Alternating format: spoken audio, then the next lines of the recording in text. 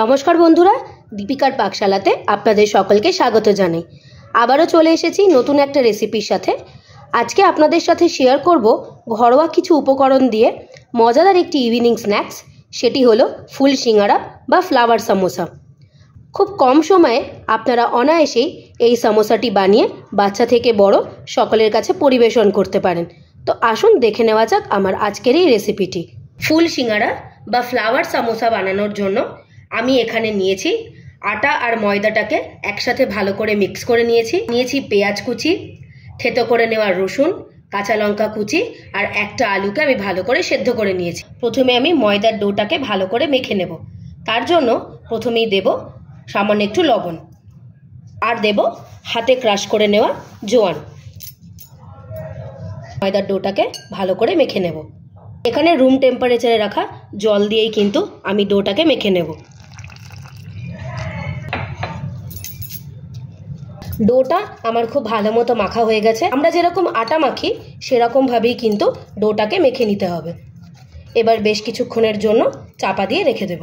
ফুল সিঙ্গারা বা ফ্লাওয়ার সামোসা তৈরি করার জন্য প্রথমে কড়াইয়ে দিয়েছি তেল ভালো মতো গরম হয়ে গেছে।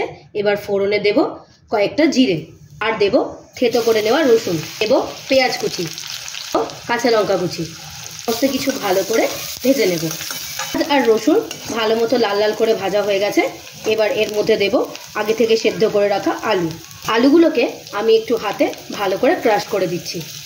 আলুটাকেও ভালো করে পেঁয়াজ আর রসুনের সাথে মিশিয়ে নেব। আলু ভালো মতো পেঁয়াজ রসুনের সাথে মিশিয়ে নিয়েছি। এবার এর মধ্যে দেব হাফ টিস্পুন জিরে গুঁড়ো, 1 টিস্পুন ধনে গুঁড়ো, অল্প সামান্য একটু গরম মশলা, লাল লঙ্কার গুঁড়ো, পরিমাণ মতো হলুদ আর দেব স্বাদ অনুযায়ী লবণ। সমস্ত গুঁড়ো মশলা আলুর সাথে ভালো করে মিশিয়ে নেব। এই সিঙ্গারা বানানোর সময় আলুর পুরটাকে কিন্তু এরকম স্মুথ করেই তৈরি করে নিতে হবে। আলুর পুর আমাদের সুন্দরভাবে তৈরি হয়ে গেছে। এবার এটাকে আমরা তুলে নেব।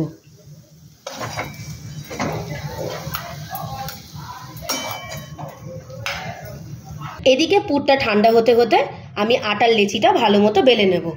আটার লেচিটাকে আমি একটু লম্বা করে শেপ দিয়ে নিয়েছি। আপনারা চাইলে আপনাদের মতো শেপ দিয়েও কিন্তু বেলে নিতে পারেন। এবার এই আটার লেচির উপরে আগে থেকে বানিয়ে রাখা পুরটাকে দিয়ে দেব। পুরটাকে একটা চামচের সাহায্যে ভালো করে চারিদিকে স্প্রেড করে দেব। পুরটা লেচির চারিদিকে ভালো মতো স্প্রেড করে দিয়েছি। এবার এর উপরে আমি আর একটা রুটি চাপিয়ে দেব।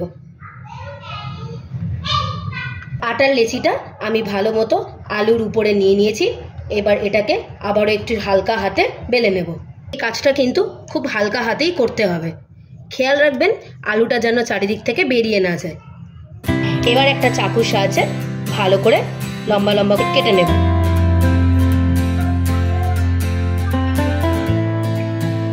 আবার এই দিক থেকেও আড়াআড়িভাবে কেটে নেব।